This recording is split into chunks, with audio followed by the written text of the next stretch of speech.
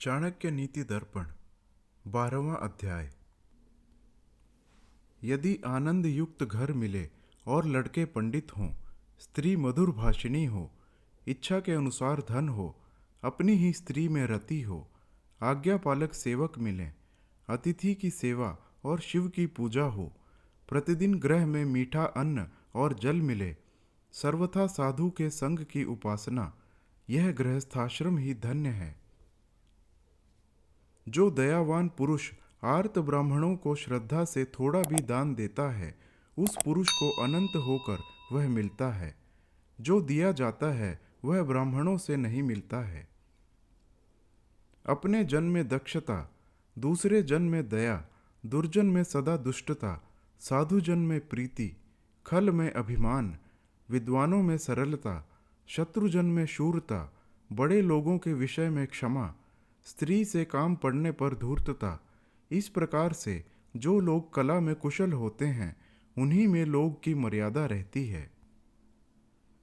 हाथ दान रहित है, कान वेद शास्त्र के विरोधी हैं, नेत्रों ने साधु का दर्शन नहीं किया, पांव ने तीर्थ गमन नहीं किया, अन्याय से अर्जित धन से उदर भरा है और गर्व से सिर ऊंचा हो रहा है। रे सियार, ऐसे नीच निद्य शरीर को शीघ्र छोड़ दे।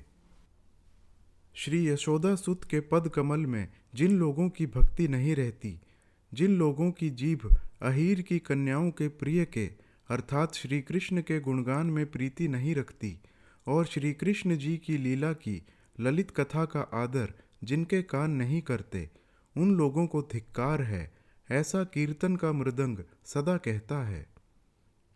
यदि करील के वृक्ष में पत्ते नहीं होते तो बसंत का क्या दोष है। यदि उलूक दिन में नहीं दिखता है तो सूर्य का क्या दोष है। वर्षा चातक के मुख में नहीं पड़ती, इसमें मेघ का क्या अपराध है। पहले ही ब्रह्मा ने जो कुछ ललाट में लिख रखा है, उसको मिटाने में कौन समर्थ है। निश्चय है कि अच्छे के संग से दुर्जनों में साधुता आ जाती है, परंतु साधुओं में दुष्टों की संगति से असाधुता नहीं आती। फूल के गंध को मट्टी ले लेती है, पर मट्टी के गंध को फूल कभी नहीं धारण करते। साधुओं का दर्शन ही पुण्य है, इस कारण कि साधु तीर्थ रूप है, समय से तीर्थ फल देता है। साधुओं का संग शीघ्र ही काम कर देता है। हे विप्र, इस नगर में बड़ा कौन है। ताड़ के पेड़ों का समुदाय। दाता कौन है।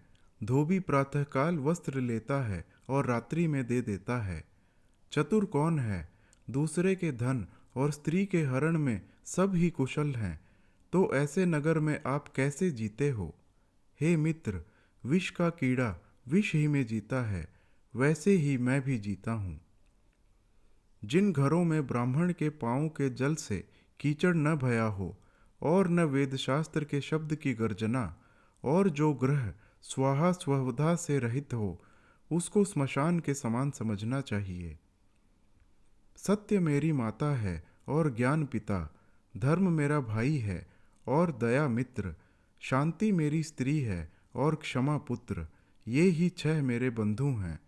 किसी संसारी पुरुष ने ज्ञानी को देखकर चकित हो पूछा कि संसार में माता, पिता, भाई, मित्र, स्त्री, पुत्र, ये जितना ही अच्छे से अच्छे हों, उतना ही संसार में आनंद होता है। तुझको परम आनंद में देखता हूँ, तो तुझको भी कहीं न कहीं कोई न कोई उनमें से होगा। ज्ञानी ने समझा कि जिस दशा को देखकर यह चकित है, वह दशा क्या सांसारिक कुटुंबों से हो सकती है।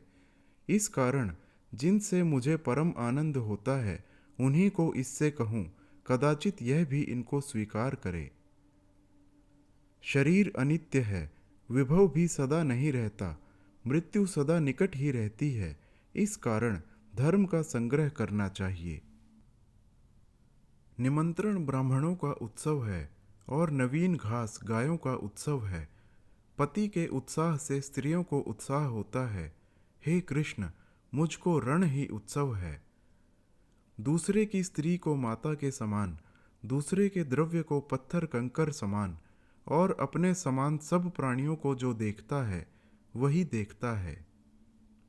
धर्म में तत्परता, मुख में मधुरता, दान में उत्साहता, मित्र के विषय में निश्चलता, गुरु से नम्रता, अंतःकरण में गंभीरता, आचार में पवित्रता, गुण में रसिकता, शास्त्रों में विशेष ज्ञान, रूप में सुंदरता और शिव की भक्ति, हे राघव, ये आप ही में है। कल्प वृक्ष काठ है, सुमेरु अचल है, चिंतामणि पत्थर है, सूर्य की किरण अत्यंत उष्ण है, चंद्रमा की किरण क्षीण हो जाती है, समुद्र खारा है, काम के शरीर नहीं है, बलि दैत्य है, कामधेनु सदा पशु ही है।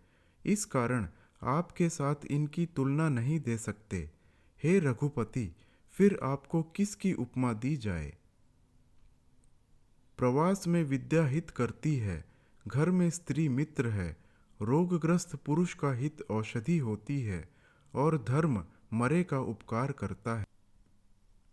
सुशीलता राजा के लड़कों से, प्रिय वचन पंडितों से, असत्य जुआरियों से और छल स्त्रियों से सीखना चाहिए। बिना विचारे व्यय करने वाला, सहायक के न रहने पर भी कलह में प्रीति रखने वाला और सब जाति की स्त्रियों में भोग के लिए व्याकुल होने वाला पुरुष शीघ्र ही नष्ट को प्राप्त होता है। पंडित को आहार की चिंता नहीं करनी चाहिए। एक धर्म को निश्चय से सोचना चाहिए, इस हेतु कि आहार मनुष्यों को जन्म के साथ ही उत्पन्न होता है। धन धान्य के व्यवहार करने में, वैसे ही विद्या को पढ़ने पढ़ाने में, आहार में और राजा की सभा में किसी के साथ विवाद करने में जो लज्जा को छोड़े रहेगा वही सुखी रहेगा। क्रम क्रम से जल के एक एक बूंद के गिरने से घड़ा भर जाता है। यही सब विद्या, धर्म और धन का भी कारण है। वयक परिणाम पर भी जो खल रहता है सो खल ही बना रहता है। अत्यंत पकी भी कड़वी लौकी मीठी नहीं होती। इस प्रकार 12वां अध्याय संपूर्ण हुआ।